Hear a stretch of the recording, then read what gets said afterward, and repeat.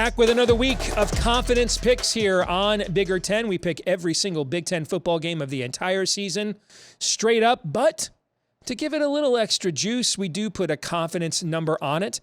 I am Steve Deace. He is current first place reigning champion Aaron McIntyre. Good to see you, brother. What's the updated standings of where things stand in our contest? You went 5 for 5. 5 for 5 last week. You got Ohio State, Penn State, Maryland, Rutgers, and Wisconsin.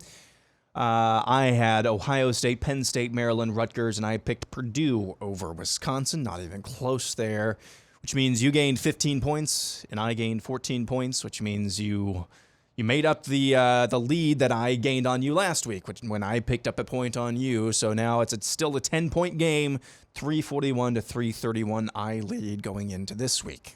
So you're saying there's a chance. There's a chance, and boy, howdy, wait till you see the picks. I'm betting we got some variance with the games this week. But let's start with what I think is the most obvious one. Michigan is, I think, the biggest favorite in the Big Ten this week, 23 points over Michigan State. I'd probably take Sparty with the number. That kind of just screams backdoor cover to me. But basically, Michigan is good at everything Michigan State is not good at. And Michigan is good at the stuff Michigan State is good at. They're at home. They've got double revenge. Under the lights, I'll take Michigan as my 5-point game. For 4 points, I'll go Minnesota over Rutgers. I'm not all that confident about it, but there's some high variance games this week. And here's why. Rutgers is going to play its game. And everybody knows what it is. The question is, can Minnesota get back to its identity after this 3-game losing streak? So I'm going to say they do and put 4 points on it. My 3-point game this week, I'll go with Ohio State over Penn State. But I do think there's a better chance of an upset here than a lot of people think. The Nittany Lions have played Ohio State year in and year out better than any other team in the league has. They're not intimidated by them. I do think there is something to what their analysts were saying after the Michigan game, that defensively, from a speed and quickness standpoint, they're really more constructed to match up against the Buckeyes than the Wolverines. This is really the only true road test Ohio State has the entire season, really. So I'll go with Ohio State, but I think there's maybe more of a chance of an upset here than people think. I'm taking Nebraska to pull the outright upset over Illinois. It has been a phenomenal start for the Illini, no question about it. And even if they were to lose here, they would still be in control of their own destiny in the Big Ten West with Purdue at home here in a couple of weeks. But they also play a style of game that allows teams to hang around. Who hangs around more than Nebraska does? Like virtually against everybody, right? And you have to think at some point, some bounce goes their way and they pull one of these games out. I'm going to take this to be the moment. Remember when Michigan State had its playoff run in 2015? Do you remember the only team they lost to, who it was? Nebraska. Oh, yeah. On the road. That was not a good Nebraska team, by the way. And my 1-point game this week is Iowa over Northwestern because someone has to win. Someone has to win, man. It might be 3-2, 2-0. Someone has to win. I'll say Kinnick is worth, even in a dilapidated state of the team, 2.5 to 3 points. And maybe that's enough. Iowa kicks a field goal to overcome the Northwestern safety and gets a bottom of the ninth walk-off banger, 3-2. I'll take the Hawkeyes with 1 point.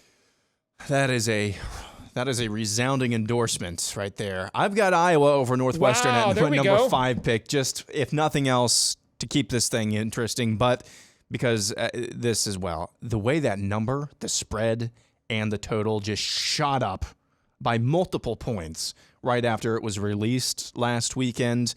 Something tells me the wise guys know something that maybe the rest of us don't, or they have something that the rest of us don't. I've got Iowa over Northwestern at my 5 spot.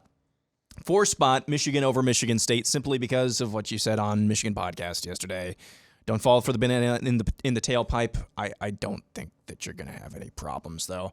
3, like you, I've got Ohio State over Penn State.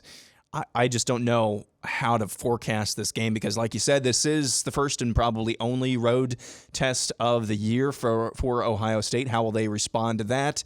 Penn State always plays them tough. I just don't know what to count on when it comes to Penn State's offense. I think their defense has the capability to play Ohio State fairly tough, but I just don't know. I don't know what to expect if they'll be able to keep up. In my 2 slot, I have Minnesota over Rutgers, although, like you, I just think Rutgers is pesky. If Minnesota doesn't come out with their A game, Rutgers could hang around, and that would be a pretty signature win for Greg Schiano. And then my 1-point slot, I've got Illinois over Nebraska. It's still Nebraska until they prove me otherwise, although I am with you. The contrast in styles, as well as the fact that Illinois' style in particular, a lot of teams just kind of hang around. It could be pretty dicey towards the end of the game for Illinois. So those are my picks. So basically, you have put me in a position to root for Northwestern to beat Iowa. Yeah. Because it would cost you a lot more points than it would cost me, Exactly. Yeah. Right. And I know you like rooting for Pat Fitzgerald. You do. I love me some Pat Fitzgerald. I'm just kind of keeping that to myself right now because it's kind of a tough time to be a Pat Fitzgerald fanboy. Last week when you were an Aiden O'Connell. Sorry. Yeah, I know. Then I jinxed that poor young man. He went out there and threw like 3 picks or something against Wisconsin. Remember when I said, man, you guys doesn't care about throwing into tight windows? Care a little more. Yeah. All right, don't listen to me, man. I'm just a pudgy 49-year-old dude in Des Moines. Care a little more about throwing into tight windows, Aiden. All right, just saying.